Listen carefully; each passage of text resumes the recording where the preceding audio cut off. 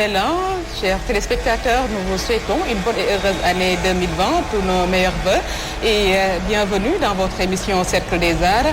Aujourd'hui, nous allons aborder en première séquence la littérature avec un écrivain qui s'appelle Khalil Diallo. Il a écrit À l'orée du trépas, un livre qui est publié en octobre 2018 par l'Harmattan Sénégal. Il a aussi remporté le prix Aminata Sow Fall en 2019. Khalil Diallo fut également finaliste prix Orange du livre. Il était également finaliste prix Krouba. Bonjour, M. Khalil Diallo. Bonjour, Ndeye Fatou, et merci pour l'invitation. Et après ce que je viens de présenter, vous n'avez rien à ajouter? J'ai eu de la chance, hein. J'ai participé à quelques prix où j'ai été finaliste, notamment le prix Ivoire en particulier. Je crois que sinon votre description est exhaustive, je crois, votre présentation plutôt exhaustive. Merci. À l'orée du trépas, Khalil Diallo, c'est le livre que vous avez édité. Donc à l'orée, à bord, le trépas, on parle de trépas, on pense à une fin, à une disparition. Pourquoi un tel titre? Alors, la réponse est assez simple. Je crois que la réponse se trouve dans la construction même de l'ouvrage. L'ouvrage s'ouvre sur un terroriste qui est sur le point de se faire exploser dans un marché du Caire au Souk Khan El Khalili. Et on se rend compte que c'est un Sénégalais. Et comme tout être à quelques encablures de la mort, donc à l'orée du trépas, à quelques instants de la mort plutôt, il se pose des questions. Il prend peur et ainsi il essaie de revoir ce qui l'a conduit jusqu'ici. Et c'est comme ça qu'il nous entraîne dans son itinéraire, dans son devenir terroriste. Donc vous avez parlé dans ce livre les mécanismes de radicalisation, l'obscurantisme religieux. Voilà. Qu'est-ce qui vous a inspiré à donc aborder tous ces titres donc dans cette édition? Alors, le phénomène d'embrigadement est quelque chose qui est assez passionnant. C'est passionnant en ce sens, pas passionnant, c'est pas le mot juste, mais qui est assez intriguant. Je crois qu'il est triste, mais aussi intriguant. Quand on voit les victimes, quand je parle de victimes, c'est ceux qui ont été embrigadés, qui sont devenus malheureusement des personnes égarées, qui ont rejoint l'armée des ténèbres. J'ai vu en tout cas un certain nombre de personnes, dont une en particulier qui m'a profondément marqué, un étudiant en médecine qui est devenu terroriste. Et ça a posé la question du devenir terroriste. Je me suis rendu compte que ce n'était pas forcément des gens qui n'avaient forcément aucune issue dans leur vie, ou bien des gens qu'on pouvait considérer comme pas intelligents, peu ou prou en tout cas. Mais je me suis rendu compte que ça allait beaucoup plus loin. D'une façon, c'est très simplifié de dire que les terroristes ne sont pas intelligents, sont des illuminés et en tout cas n'ont pas de logique. Donc c'est à partir de ce moment-là que je me suis intéressé à ce mécanisme-là. Qu'est-ce qui ferait d'un jeune Sénégalais non violent un terroriste? Qu'est-ce qui le pousserait à rejoindre ces personnes-là? Et dans le même moment, moi, quand j'écrivais ce texte-là, j'avais un peu peur parce qu'il y avait un certain nombre d'attaques un peu partout en Afrique de l'Ouest, au Mali, au Burkina, en Côte d'Ivoire. Et le Sénégal était aussi quelque peu menacé. Donc je n'étais moi-même pas en sécurité, en tout cas pas en paix. Personne n'était épargné, voilà. Au Sénégalais, tout à fait. Donc c'était vraiment ça qui m'a poussé à écrire ce roman, parce que j'étais moi-même révolté et apeuré. Je n'osais plus aller aux Almadies, me poser devant un café, aller au Sea Plaza. À l'époque, il y avait un cinéma là-bas. Je n'osais plus tout ça. Donc, et c'est, je crois, l'une des raisons pour lesquelles j'ai eu envie d'écrire ce texte-là, en plus, bien sûr, de l'hommage que c'est pour toutes ces victimes-là tombées sous les feux de cette armée des ténèbres. Tout à fait. Le terrorisme qui prend des proportions très inquiétantes dans la sous-région, parce que c'est ce qui nous a inspiré, le Mali qui est tout proche de nous, qui est un pays voisin. Et voilà, vous n'avez pas parlé seulement du djihadisme, de cette horreur, mais vous avez également parlé d'amour dans ce livre, n'est-ce pas? Oui, en fait, ce livre, le thème, si je devais en choisir un pour ce roman-là, ce serait vraiment la condition humaine. C'est pouvoir observer l'évolution d'un personnage qui est très attachant au début et qui est très loin de toutes les horreurs de la guerre et du monde, qui est très ancré dans sa tradition et en même temps dans la modernité. Parce que Ismaïla est un jeune homme assez moderne qui est très modéré aussi dans sa pratique de la religion et dans toutes ses réflexions, cela dit, et essayer de voir comment ce personnage-là peut changer. Et bien sûr, dans son évolution, et l'une des parties les plus importantes ou marquantes en tout cas de son évolution, ce qui va le pousser vers cette mort-là, ou vers son destin en tout cas, c'est son histoire d'amour. Parce que j'avais envie de répondre à cette question en même temps qui était est-ce qu'une bonne raison de vivre est une bonne raison de mourir? Donc c'est vraiment un peu tout ça. Il n'y a pas que l'amour, il y a le deuil, il y a une sorte d'immigration aussi forcée de Amina au Canada, de Ismaïla lui-même vers le Caire, d'accord, qui s'exile. Il y a un certain nombre de thèmes qui sont importants et qui, je crois, réunis, parce qu'il y a le deuil, il y a la mort qui est quand même un personnage et qui est partie intégrante du roman, d'accord. Et tout ça, je crois, peut être réuni et résumé sous la bannière de la condition humaine. Est-ce que c'est pas la mort de sa mère, la mort de la mère d'Ismaïla et celle d'Amina, sa compagnonne, qui ont poussé Ismaïla à se jeter dans le terrorisme, ou bien ce ne sont pas des... Alors, ce sont des germes. C'est pas vraiment seulement ça, mais ce sont là des germes qui pourraient l'avoir conduit à ce destin tragique-là. Parce qu'il y a un ensemble de facteurs qui font que quelqu'un devienne violent. Donc il y a des colères, il y a un ensemble de facteurs qui sont notamment, non le plus important selon moi en tout cas, c'est la colère. C'est la colère, c'est aussi, il y a un certain appât. C'est important. Je vais revenir sur ce mot-là, appât, mais bien sûr des deuils qui n'ont pas été faits, une certaine tristesse ravalée et transformée en rage, en colère. Tout ça pourrait avoir conduit Ismaïla sur ce chemin-là. Pour revenir sur ce que j'appelle l'appât, aujourd'hui, il faut étudier l'embrigadement comme une sorte de recrutement. D'accord? C'est Daesh aujourd'hui recrute des jeunes qui sont issus de religions monothéistes différentes de l'islam. Et certains qui sont même issus de familles qui ne sont pas religieuses, qui sont laïques.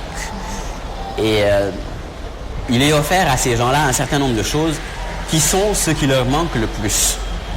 Daesh agit sur des jeunes à l'identité fragile et qui sont souvent entre deux cultures. D'accord? Et c'est des jeunes qui sont en quête de quelque chose. Souvent, c'est des jeunes qui aimeraient être entourés d'une famille. Et justement, à ceux-là qui n'ont jamais eu de famille, qui n'ont jamais senti ce lien familial, il leur est offert une famille. À ceux-là aussi qui sont perdus et qui n'ont pas de but à leur vie, il est offert justement un but et un rôle très important. Ils sont qualifiés de bras armés de Dieu sur terre, de chevaliers sous la bannière du prophète. Ils sont valorisés. Ce sont souvent des jeunes qui sont invisibles à l'arrêt de bus de leur quartier ou à l'arrêt de métro. Des jeunes qui ne comptent pas, qui sont frappés justement par la misère et par le désœuvrement. Et on leur donne un but. Et justement, il y a un autre aspect. Il y a l'aspect spirituel qui est important, ils sont valorisés, mais il y a aussi cet aspect pécunier. Ces jeunes qui n'ont jamais eu une certaine somme, il leur est proposé de l'argent. Il leur est proposé, je veux dire, ils deviennent des fonctionnaires du paradis, qui sont logés, qui sont nourris, blanchis, et même à qui on offre un certain nombre d'avantages comme des épouses. En plus de ça, il leur est proposé de monnayer leur corps terrestre pour goûter aux délices de l'ailleurs, de l'au-delà. Et justement, c'est là que le discours, je crois, islamiste fait sens au niveau de ces jeunes-là. C'est au niveau de tout ce que la société n'a pas pu leur offrir et qui leur est promis par ces cellules de recrutement.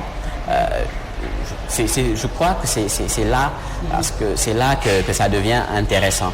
Et je crois qu'à travers ce livre, j'ai essayé de donner quelques pistes de réflexion, mais d'autres ont fourni encore d'autres pistes allant dans ce sens et qui permettent justement de dire que, d'après moi en tout cas, la lutte contre le terrorisme ne doit pas être uniquement armée, mais surtout et d'abord idéologique. Parce que pour vaincre l'idéologie, il faut parler son langage. C'est là que les chefs religieux, la société, les parents devraient jouer un rôle. Parler le langage de l'idéologie, enseigner la vérité de cet islam que nous connaissons et pour pouvoir vaincre cette idéologie justement. En plus de ça, je crois qu'à un autre niveau, au niveau culturel, je crois que fondamentalement, quelqu'un qui lit Camus, quelqu'un qui lit Sartre, quelqu'un qui arrive à se poser un certain nombre de questions existentialistes, n'ira pas en tuer d'autres. Je crois aussi que au niveau politique, il y a un certain nombre de choses à faire. Je crois que si on règle aujourd'hui un certain nombre de questions, dont celle de l'emploi des jeunes, celle de la sécurité, parce que c'est d'abord un rôle régalien de l'État.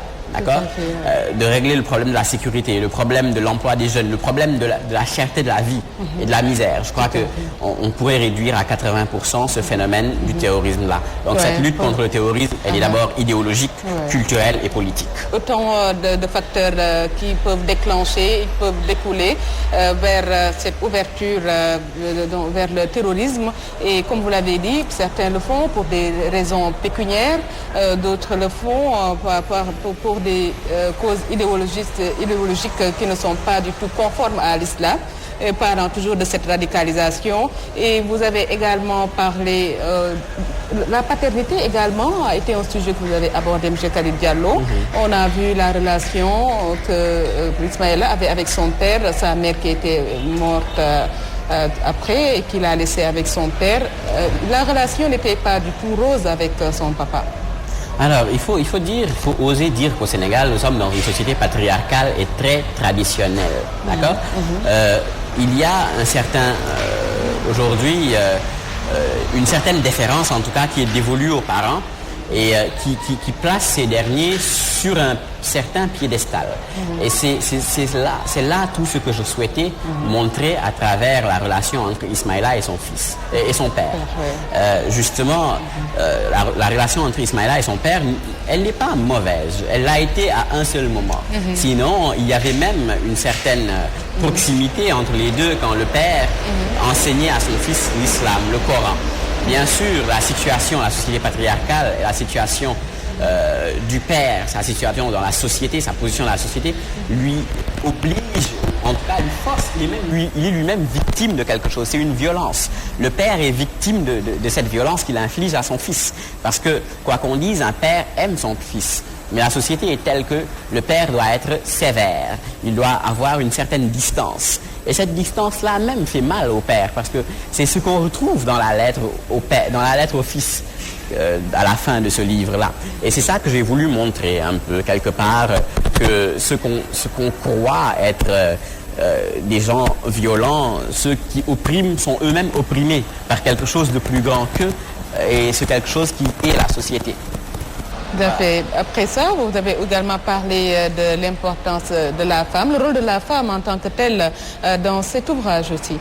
Alors, je n'ai pas parlé du rôle de la femme, parce que je crois que chaque femme peut se trouver un rôle. Mais ce que j'ai voulu mettre en avant avec Mère Sophie et avec Amina, c'est la force des femmes, c'est leur puissance. Parce qu'aujourd'hui, je crois que ce serait me tromper de dire que je décline ou j'offre aux femmes un certain rôle bien déterminé. Je crois que la femme aujourd'hui, il est de notre devoir à nous qui sommes issus, nous autres hommes, avec un petit H bien sûr, donc du sexe masculin, d'offrir aux femmes un certain niveau dans la société. Je crois de les élever davantage parce que ce qui est plus important aujourd'hui, nous sommes favorisés par ce système-là, nous autres individus de sexe masculin. Et c'est à nous d'aider les femmes à ce statut d'égalité, à cette parité qui est prônée par nos politiques notamment. Et je crois que c'est ça que je voulais justement montrer. En tout cas, c'est ma participation à cette urgence qui est le féminisme. Je crois que nous devons fondamentalement tous être féministes. Il est de notre devoir. Ouais. Et c'est ce que je montrais dans ce livre-là, la force des femmes dans un contexte patriarcal. La force qu'a Amina, la force qu'a Mère Sophie et leur dévouement, c'est leur grandeur d'âme. Tout à fait. Mettre en exergue. Amina qui a poussé Ismaïla donc, à se lancer dans le terrorisme. Non, pas du tout. Pas du tout, loin de là. Incité, non, loin de là. Je crois qu'avec Amina, l'histoire aurait été tout autre. C'est justement sans Amina que l'histoire commence à changer. Mais avec Amina, je crois qu'on aurait eu une meilleure version d'Ismaïla. Une bien meilleure version d'Ismaïla.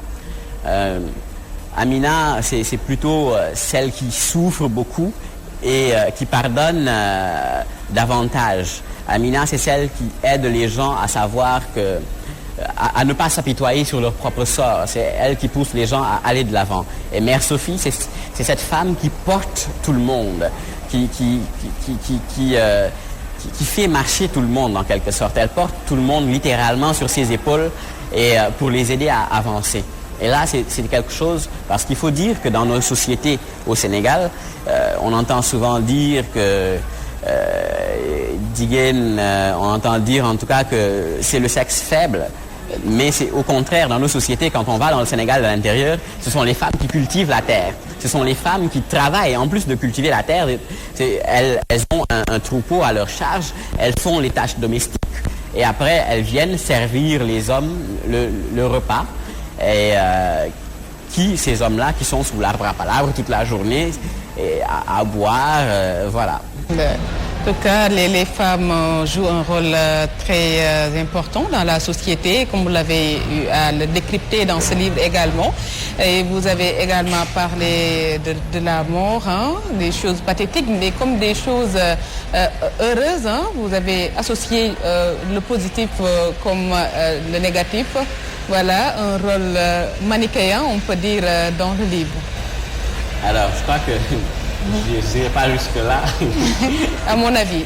Oui, je n'irai pas jusque-là. Je vais méfier un peu de beaucoup de choses. De la terreur, de la psychose, mais vous avez également parlé quelque chose. Une certaine rencontre entre Eros et Thanatos. C'est fait exprès. Moi, j'aime bien cette dimension mythique que j'essaie de mettre dans mes écrits. Il y a une certaine rencontre entre Eros et Thanatos dans cette image-là, un certain bal quand même qui est assez lugubre, mais ça existe quand même, cette rencontre dont vous parlez. Et oui, je crois que l'œuvre d'art aussi devrait permettre, en même temps qu'elle éveille, elle devrait aussi permettre d'insuffler de l'espoir. Et c'est pour ça qu'à la fin, je crée ça, pour redonner espoir. Pour donner espoir. Pour détendre un peu les lecteurs, en quelque sorte. Je ne sais pas si je peux les détendre. Je n'ose pas détendre un lecteur, ou en tout cas inviter un lecteur à s'amuser, à s'évader dans le monde dans lequel nous vivons. Dans ce monde où des orphelins meurent de faim. Dans ce monde où des femmes sont chaque jour violées, battues à mort. Dans ce monde où, je veux dire, des citoyens innocents sont mis en tôle ou en prison par des autoritaires, des totalitaires, où des journalistes sont encore tués quand ils ne sont pas enfermés et muselés. Je crois qu'aujourd'hui, dans ce monde-là, nous n'avons pas le droit de nous amuser. Pour moi, en tout cas. Il faut pousser peut-être vers l'espoir, mais nous n'avons pas le droit de nous amuser. Un passionné des lettres, Khalid Diallo, oui, on vous paraphrase. Comment on voit? Il y a un autre surnom? Je ne sais pas si c'est un surnom, mais amoureux du verbe. Amoureux du verbe. L'amoureux du verbe, Khalid Diallo. Moi, je me considère comme un écrivailleur qui est, d'après le dictionnaire de l'Académie française, quelqu'un qui écrit tôt et mal. Comment vous avez, c'est votre premier ouvrage, comment vous l'avez édité? C'était difficile ou bien c'était facile? Alors, comment vous l'avez vécu? Pas du tout difficile. Je crois que j'ai un ami qui m'a orienté vers mon éditeur qui, après 2 mois, donc un délai de lecture, m'a appelé dans son bureau, éditeur Abdoulaye Diallo de l'Harmattan Sénégal, que je remercie beaucoup au passage, qui, je crois, a fait beaucoup pour ce livre-là et pour mon début de carrière littéraire, et à qui je rends ici hommage pour tout ce qu'il fait d'ailleurs pour les écrivains sénégalais. Je crois que c'est là, après, il m'a invité dans son bureau, on a discuté, il a eu envie de publier le texte, on l'a retravaillé et il a paru. Voilà. Et comment vous l'avez trouvé après ce livre, hein? Qu'est-ce que ça vous a apporté de plus? Je sais comment je l'ai trouvé, je me garderai d'en parler. Parce que c'est quand même assez difficile pour un artiste de parler de son œuvre. Mais je crois que c'est un ouvrage à qui je dois beaucoup. Je crois qu'aujourd'hui, il m'a ouvert un certain nombre de portes, notamment concernant la publication de mon 2e roman. Et m'a permis d'être invité aux salons littéraires internationaux les plus prestigieux actuellement dans le monde. Et voilà, il m'a permis de rencontrer un public et des lecteurs. Le plus important quand même pour moi, c'était l'accueil critique de ce texte-là et l'attention des critiques qu'il a su retenir et justement du milieu littéraire. C'est là le plus important pour moi, plus important que le succès, que les ventes. C'est vraiment ça. En tout cas, on vous encourage en tant que jeune, ça prouve que les jeunes ont davantage l'amour pour le livre, alors qu'on dit que beaucoup de jeunes ne lisent plus, mais là, si on voit des jeunes qui s'adonnent à la lecture, qui s'adonnent à l'édition de livres même, en étant des auteurs maintenant, voilà, c'est à saluer. Quel est votre message par rapport à ça, pour inciter davantage les jeunes à s'intéresser aux livres, la littérature en fait. Prétention de me faire donneur de leçons, mais je crois qu'aujourd'hui, s'il y a quelque chose à dire en tant qu'auteur à un auteur, à un de mes pairs, même je dirais, ou à quelqu'un, à un aspirant auteur, je crois que le message c'est de lire, et de lire beaucoup. Je crois que tout viendra de là. Il faut lire, et surtout beaucoup lire, et au-delà de beaucoup lire, bien lire. C'est plus important, il faut bien lire. Et bien lire, on peut lire ça ne pas pour... Exactement, il y a des textes intéressants à lire, des textes d'une certaine littérarité. Et moi, c'est vers ça que j'invite les lecteurs. Je crois que, oui, nous avons besoin de lire davantage. Que ce soit nous autres auteurs, les aspirants auteurs et même les lecteurs. Nous avons besoin de lire davantage. En tout cas, merci M. Khalid Diallo. Merci à vous pour l'invitation, merci encore. Nous aurons l'occasion de vous avoir au cours de nos prochains numéros du Cercle des Arts, quand vous aurez terminé d'éditer vos autres ouvrages. Inch'Allah, ce sera avec plaisir. Merci à vous. Merci à Khalid Diallo qui a été l'invité de cette première partie de Cercle des Arts. Tout de suite, nous allons passer au deuxième virage.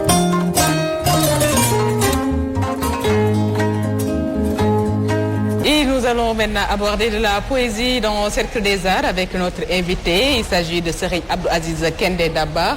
Bonjour, M. Kende. Bonjour, Fatou. M. Kende est professeur de lettres et d'histoire-géographie. Il est un poète sénégalais après avoir participé à un recueil de poèmes international, Terrorisme, un monde de lâche. Il publie son premier recueil, Pas de vie, en 2017. Itinéraire tragique qui vient de confirmer sa passion pour la poésie et montrer les soubassements d'un combat sans merci contre les injustices sociales. Voilà, je pense que j'ai dit l'essentiel. Très bien même. Voilà, on va commencer par Terrorisme, un monde de lâche, qui est une publication de 24 auteurs. On parlait tout à l'heure de terrorisme avec M. Khalid Diallo. Là, vous faites partie des auteurs qui ont publié cet ouvrage. Voilà, je vous salue au passage et j'en profite pour souhaiter une bonne et heureuse année aux téléspectateurs qui regardent Walf TV. Souhaiter que l'année soit meilleure en santé, prospérité et surtout en succès. Voilà, comme vous l'avez signalé, Terrorisme, un monde de lâches, c'est notre première publication. C'est en quelque sorte un déclic pour nous, parce que c'est des amis qui se sont retrouvés sur Facebook et qui partagent le même combat, c'est-à-dire la paix, la justice dans le monde.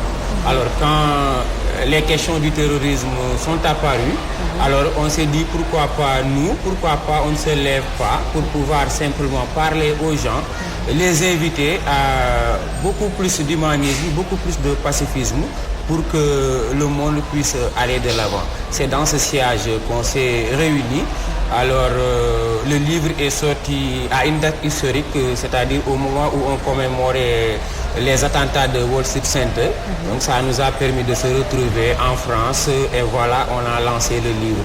Et ce qui est beaucoup plus intéressant et ce qui m'a beaucoup poussé à participer à ce projet, c'est l'élan humanitaire, c'est la solidarité.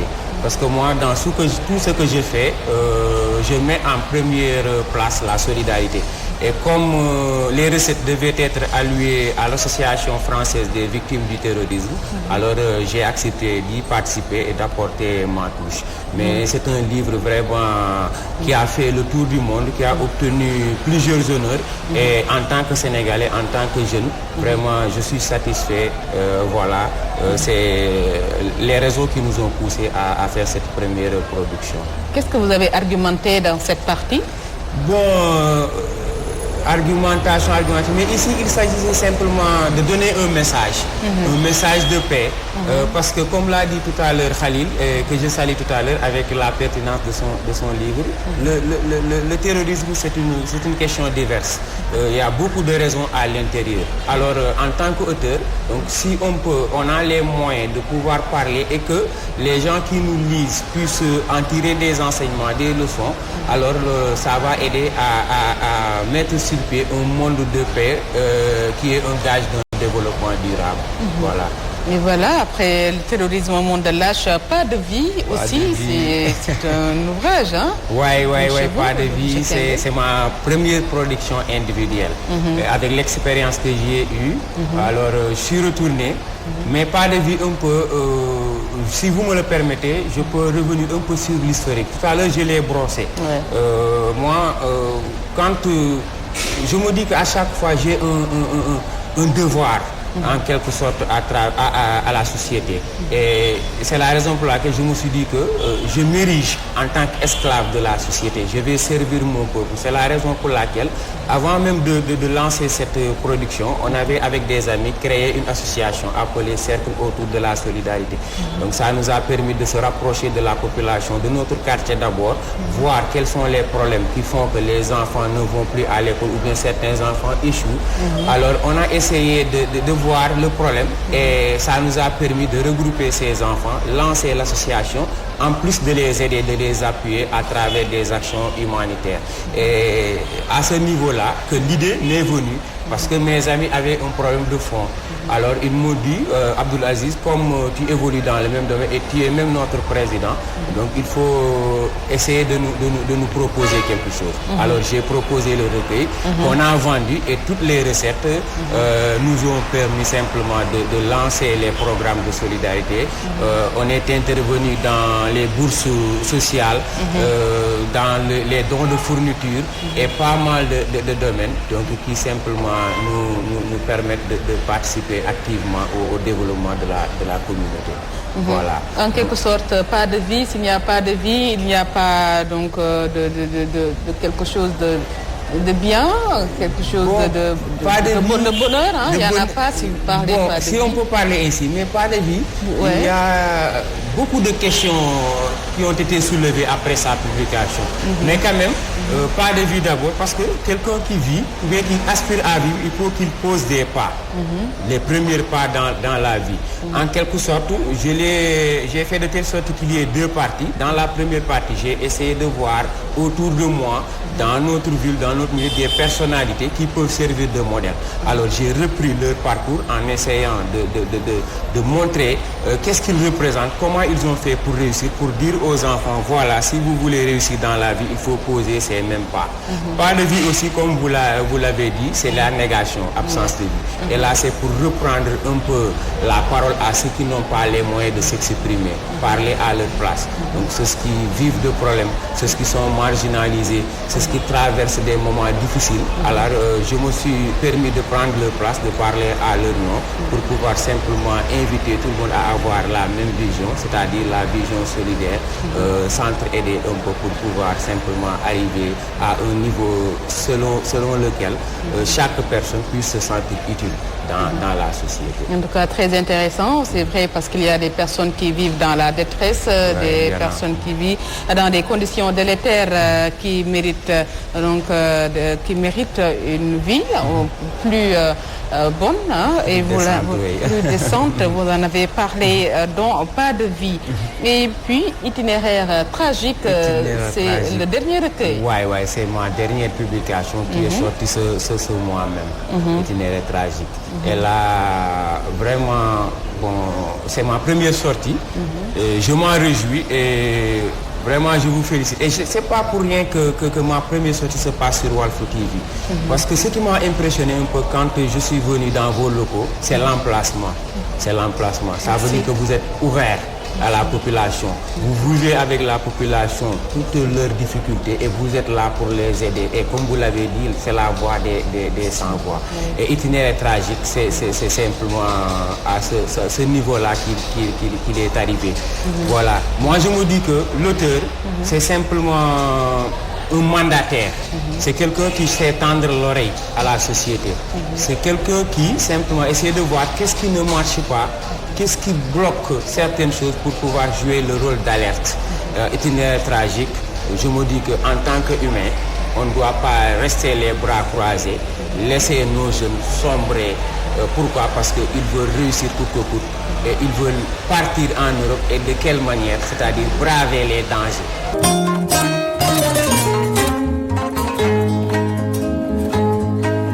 Musique dans cette dernière manche de Cercle des Arts. Aujourd'hui, nous accueillons Lamine Sissoko. Il est artiste choriste basé en Suède. Nous allons suivre donc une prestation qu'il a eu à faire avec nous. Et c'est pour clore en beauté cette émission. Un grand merci à l'équipe qui m'a accompagné, Pape Gouragay. Merci également à Barak Mbaye du côté montage. Merci également à vous, chers téléspectateurs. Et rendez-vous, Inch'Allah, dans 15 jours. Excellente soirée.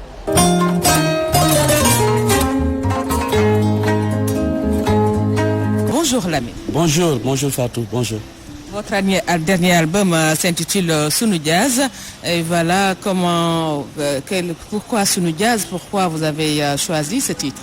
Le titre, d'ailleurs, merci beaucoup de l'invitation. Donc voilà, et le titre, je l'ai choisi parce qu'il est enregistré ici à Dakar. Donc Sunu veut dire notre. Donc comme c'est enregistré ici à Dakar, donc du coup j'ai collaboré avec des musiciens sénégalais et aussi des musiciens suédois. Et donc l'album est enregistré ici et mixé en Suède. Donc j'ai décidé cette fois-ci de venir chez moi faire la promotion de mon album. Vous avez fait combien d'albums? Et là c'est mon 5e album. Et donc mon premier album je l'ai fait en Autriche en 2011. Et donc l'avant-dernier, je l'ai fait aussi en Suède. J'ai une maison de production en Suède. Donc là, c'est mon 5e. Tous les albums que j'ai faits se trouvent dans toutes les plateformes du monde. Depuis quand avez-vous commencé la musique? La musique, je l'ai commencé moi à bas âge. Je suis né dans une famille griot, de père en fils. Donc mon père qui m'a appris à jouer cet instrument. Et je suis d'une famille d'un grand choriste qu'on ne présente plus au Sénégal, Lalo Keba Dramé. C'est mon grand-oncle. Je suis né et grandi en Casamance à Ziguinchor. Et donc j'ai commencé la musique depuis l'âge de 13 ans. La kora a un aspect très particulier dans le monde traditionnel. Et voilà, c'est une tradition très connue en Europe, particulièrement où vous résidez.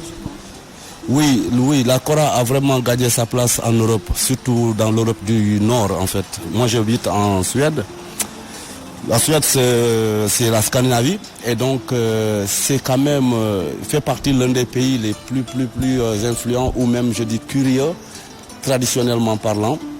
Donc du coup, l'instrument la kora a vraiment sa place dans ce pays et parce que pourquoi l'instrument a aussi rencontré d'autres instruments, je veux dire traditionnels suédois comme le violon, le nyckelharpa. Il y a, disons, peut-être une cinquantaine de différents instruments traditionnels donc, en Suède, donc, avec lesquels que je collabore souvent. Je laisse faire une petite prestation. Merci.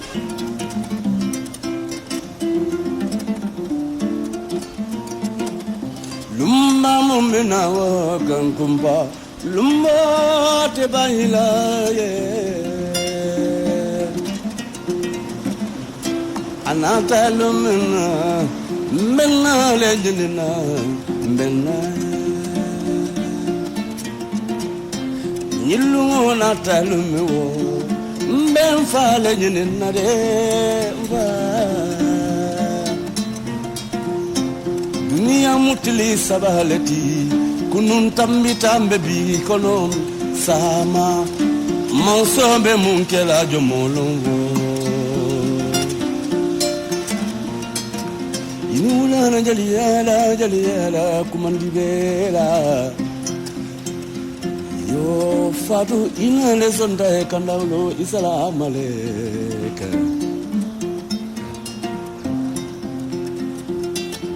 jalia kuma mubemba kuti jalulu maka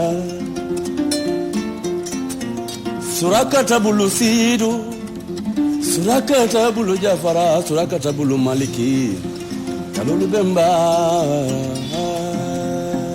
Ça s'appelle Sama, donc Sama en mandingue, comme je suis mandingue, et veut dire demain, l'avenir. Donc mon papa a souvent l'habitude de dire que la vie a 3 jours, et donc il veut dire hier, aujourd'hui et demain. Donc voilà, j'ai été inspiré par mon propre père pour composer ce titre Sama. Les autres titres que j'ai fait, surtout dans cet album, donc il y a des titres qui parlent beaucoup de paix. Et dans cet même album, j'ai rendu hommage à un grand frère à moi, Solo Sissoko, un monument, un grand joueur de kora qui est décédé, qui ne vit plus et qui, on souhaite tous que vraiment son corps repose en paix. Et voilà, donc après il y a aussi l'amour que j'ai chanté dans mon album. Il y a des titres comme Djalekunda, j'ai des titres quand même qui parlent de l'actualité. Et donc Contrevent, un titre que j'ai intitulé Contrevent droit devant. Donc parce qu'il se passe plein de choses dans le monde entier. Et donc aujourd'hui on est en train de marcher à Contrevent. Donc il y a quand même des titres qui parlent de l'actualité. Sénégal, est-ce qu'on vous connaît? Est-ce que vous avez l'habitude de produire des choses ici? Ou bien vous n'avez jamais fait ça? On dirait qu'on vous connaît plus en Suède. Ouais, on me connaît plus en Suède. Bizarrement, je dis pas bizarrement, mais parce que je vis là-bas et les Suédois sont très curieux de ce que je fais. Et donc ça me donne quand même une certaine visibilité. Et oui, au Sénégal, chez moi, je suis connu, mais pas beaucoup. Parce que je viens au Sénégal peut-être 1 ou 2 fois dans l'année. Et je reste peut-être 1 mois ou 3 semaines. Mais oui, j'ai joué aussi dans plein d'endroits ici au Sénégal. J'ai fait plein de concerts, que ce soit au nord et comme le sud. D'ailleurs, il n'y a pas longtemps, j'ai joué à l'hôtel Radisson.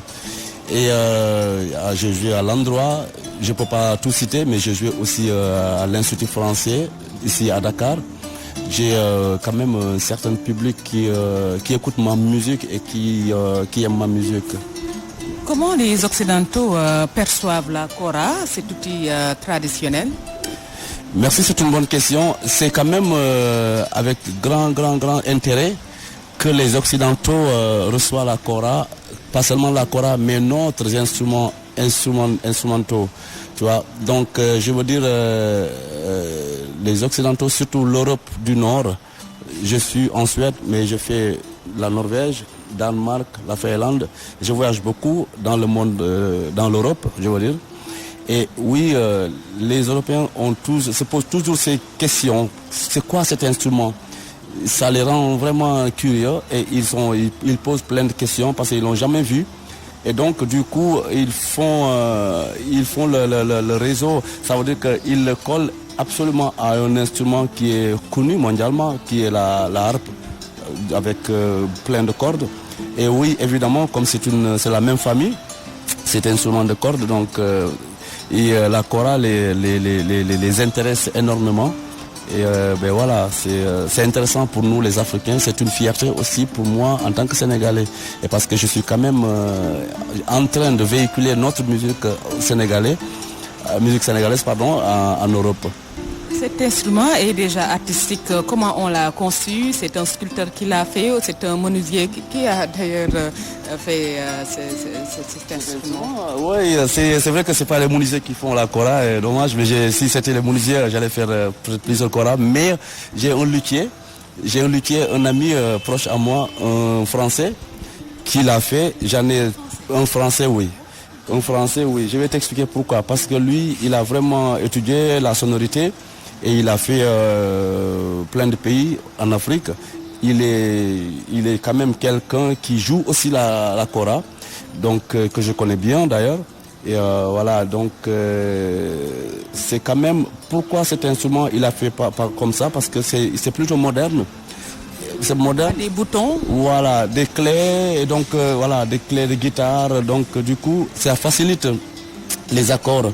Comme je joue beaucoup avec des bluesmen, là je collabore avec un Américain, donc il y a beaucoup d'accords, il faut travailler, il faut aller vite, tu vois, donc du coup ça c'est plus pratique.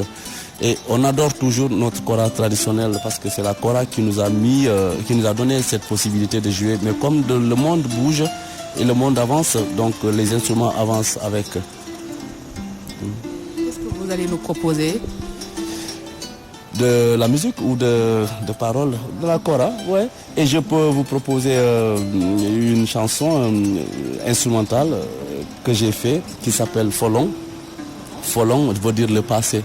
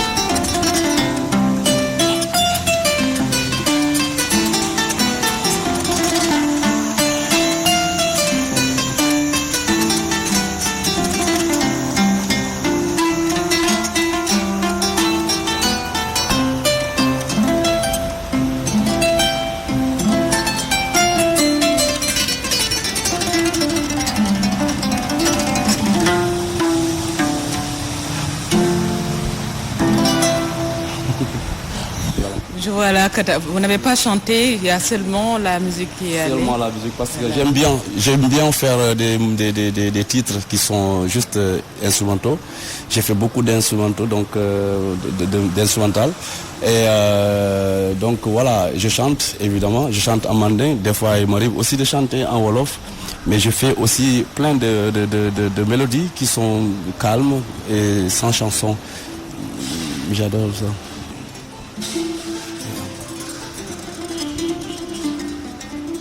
Mitala, la min mitala, duwa nyino la pakao, duwa ntengan na karafodile, duwa mo santaleti, morini kala pakao, baduwa nimfaduwa liambitalema, Murini kala pakau, pakau musingiri sabale tio. Murini kala pakau, yo. Pakau bangko mume alumbara.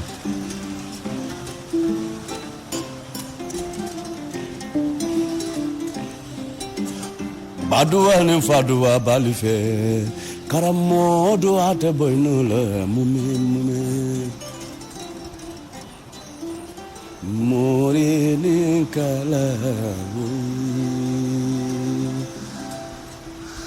En tout cas, Lamine Sissoko, voilà, on vous remercie. Votre dernier mot? Et le dernier mot, c'est que je veux bien revenir chez moi et faire beaucoup de musique ici. Parce qu'il y a la place et donc comme déjà c'est la musique qui peut s'écouter même dans la voiture, partout là où on est. Et donc j'aimerais bien quand même avoir cette possibilité et de venir chez moi. J'adore la Suède, je vis en Suède depuis 20 ans, mais j'adore mon pays. Voilà. Il n'y a pas mieux que le Sénégal. Le pays de la terre. Exactement. Voilà. En tout cas, merci à vous, merci à Lamine Sissoko qui était l'invité aussi de cette émission Cercle des Arts. Il est donc artiste choriste basé en Suède et voilà, merci à vous et prochainement donc dans nos prochaines émissions également.